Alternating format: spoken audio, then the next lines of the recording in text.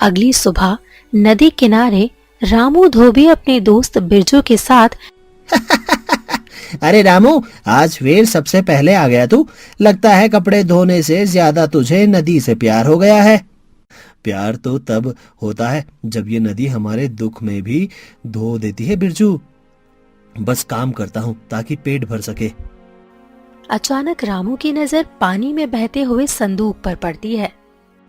अरे बिरजू देख, वो क्या है? वो तो कोई संदूक लग रहा है और बहता चला आ रहा है हमारी ओर। दोनों दौड़कर पानी में घुसते हैं और संदूक किनारे खींचते हैं। जैसे ही वो संदूक खोलते हैं, भीतर एक नन्ही कन्या लाल कपड़ों में लिपटी सो रही थी। हे भगवान, ये तो एक जीवित बच्ची है। कितनी प्यारी है रामू, देख तो सही, जैसे कोई अप्सरा हो। मुझे विश्वास नहीं हो रहा, ये तो चमत्कार है बिरजू, जैसे मेरी सूनी गोद को ईश्वर ने भर दिया हो। क्यों नहीं रामू, तूने कितने सालों तक औलाद की दुआ की है। देख, भगवान ने तुझे सीधे अपनी गोद से ये बच्ची दी है। रख ले इसे, ये तेरी ही बिटिया है रानी है। हाँ बिरजू, ये अब मेरी बिटिया है, मेरी बेटी, मेरी लक्ष्मी। मैं इसे अपने दिल से लगा कर रखूंगा। रामू बच्चे को सीने से लगाकर घर की ओर दौड़ता है। रामू, ये बच्ची कहाँ से लाए हो? नदी में बहती मिली माया, जैसे खुद भगवान ने हमें सौंप दी हो। मैं इसे अपनी बेटी बनाकर लाया हूँ। माया बच्ची को देखती है और वो बच्ची को गोद में ले लेती है। रामू, ये तो सचमुच ईश्वर का वरदान है। हमारी गोद सूनी थी, अब ये हमारे आंगन की रोशनी बनेगी। इसका नाम क्या रखेंगी माया? इसका नाम कल्पना रखती हूँ, क्योंकि ये किसी की कल्पना से कम नहीं लगती। समय बीतता है और महारानी एक बार फिर गर्भवती होती है। तभी एक दाई दौड़ती हुई आती है। महाराज, बधाई हो महाराज, रानी साहिबा ने एक पुत्र रत्न को जन्म दिया है। पुत्र? सच कहा तुमने, मुझे पुत्र हुआ है। हाँ महाराज, एक तेजस्वी, स्वस्थ और सुंदर पुत्र, जैसे सूर्य का टुकड़ा हो। राजा भीतर दौड़ते हैं। सौम्या, तुमने जो जैसे मेरे अधूरे जीवन को पूर्ण कर दिया हो। देख रहा हूँ इसे, कितना शांत है अभी, पर इसके नेत्रों में जैसे कोई दीपक जल रहा हो। ये हमारे भविष्य का दीपक है, हमारा उत्तराधिकारी। राजा अपने पुत्र को गोद में लिए मुस्कुरा रहे हैं। तभी मंत्री वहां आते हैं। आओ मंत्री जी, देखो आज मेरा भाग्य कितना प्रबल है। मेरी गोद में मेरा उत्तराधिकारी है। आज तो आनंद का दिन है, और तुम्हारे चेहरे पर चिंता क्यों है? महाराज क्षमा करें, पर एक बात भीतर से कचोट रही है और मैंने सोचा अब कहना ही उचित होगा। क्या बात है मंत्री जी, आज के दिन कैसी चिंता? महाराज, आपको साधु की बात याद है जिसने कहा था तेरा पुत्र तेरी ही पुत्री से विवाह करेगा? मुझे नहीं पता क्यों, पर वो बात आज भी मेरे हृदय में कांटे की तरह चुभ रही है। आपके पुत्र के साथ साथ उस भविष्यवाणी का दूसरा पक्ष भी। नहीं मंत्री जी नहीं, हमने उस कन्या को स्वयं नदी में बहा दिया था। वो अब इस संसार में नहीं है, और वो भविष्यवाणी वो एक भ्रम थी, या फिर साधु की कोई चाल। मैं अपने पुत्र को लेकर किसी भय में नहीं जी सकता। शायद आप सही हो महाराज, शायद ये मेरे ही भीतर की दुर्बलता हो। क्षमा करें, मैं बस व्याकुल हो उठा था।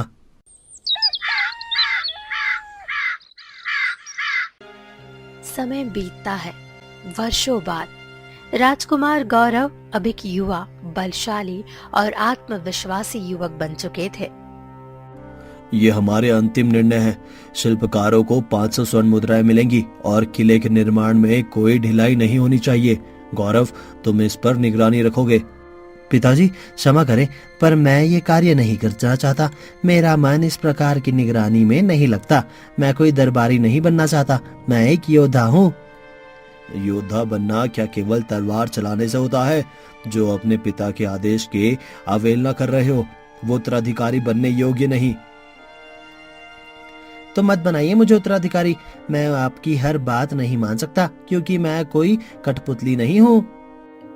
बस करो गौरव, ये क्या तरीका है अपने पिता से बात करने का? वो तुम्हारी भलाई के लिए ही कह रहे हैं।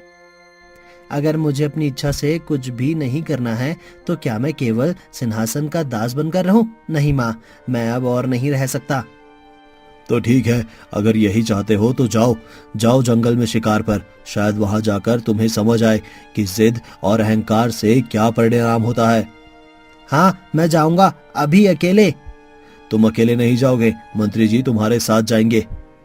नहीं पिताजी, अब मैं किसी की छाया नहीं रहूंगा, मैं खुद तय करूंगा कि मुझे क्या करना है। गौरव, बेटा ऐसे ना जाओ, अकेले जंगल में जाना खतरनाक है। कम से कम मंत्री जी को साथ ले लो।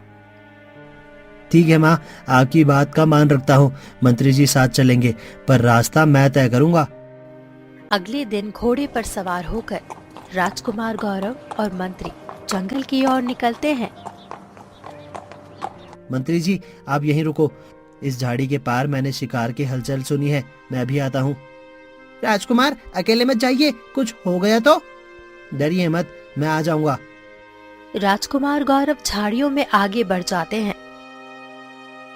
अचानक उनकी दृष्टि एक झील के किनारे झुकी एक युवती पर पड़ती है। ये कौन है, इतनी सरल, इतनी शांत, जैसे इस जंगल की आत्मा हो। मैं इस दृष्टि से दूर नहीं हट पा रहा। फिर राजकुमार गौरव नदी के किनारे जाते हैं। तुम कौन हो, यहाँ अकेली क्या कर रही हो? मैं कल्पना, यहीं पास के गांव की रहने वाली हूँ। मैं नदी से पानी लेने आई थी। अगर मैं किसी अनुचित समय पर आई। कल्पना, तुम यहाँ क्या कर रही हो? और ये कौन है? मैं इस राज्य का राजकुमार हूँ, राजकुमार गौरव।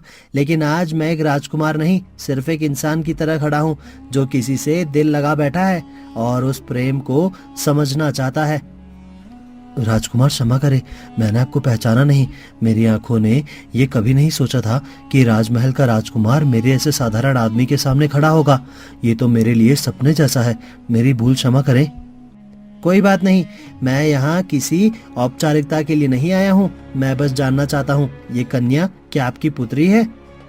हाँ राजकुमार, ये मेरी ही बेटी है, कल्पना। मैं रामू, वही धोबी जो आपके महल के वस्त्र धोता है और जिसे इस जीवन में बस 2 ही चीजों पर गर्व है, अपनी ईमानदारी और मेरी ये बेटी। तो सुनिए रामू जी, मैं आपकी पुत्री कल्पना से विवाह करना चाहता हूँ। ना कोई छल, ना कोई संकोच, मेरा मन, मेरा हृदय केवल उसी को स्वीकार करता है। राजकुमार, आप क्या कह रहे हैं? क्या आप जानते हैं आप क्या बोल रहे हैं? मैं एक साधारण धोबी हूँ, मेरी हैसियत मिट्टी बराबर है, और आप तो उस आकाश के तारे हैं जिसे हम सिर्फ देख सकते हैं, छू नहीं सकते। ये संभव नहीं है, कभी नहीं। समाज क्या कहेगा, दुनिया क्या सोचेगी?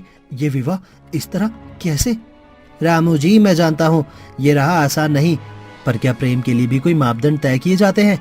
क्या किसी का जन्म उनकी भावनाओं से बड़ा हो सकता है? मैं कल्पना को जीवन संगीता बनाना चाहता हूँ, और उसके लिए मैं हर दीवार, हर रुकावट तोड़ने को तैयार हूँ। चल कल्पना, हमारे जैसे लोगों की जगह ऐसे सपनों में नहीं होती। ये दुनिया हमारी सच्चाई को नहीं स्वीकार करती।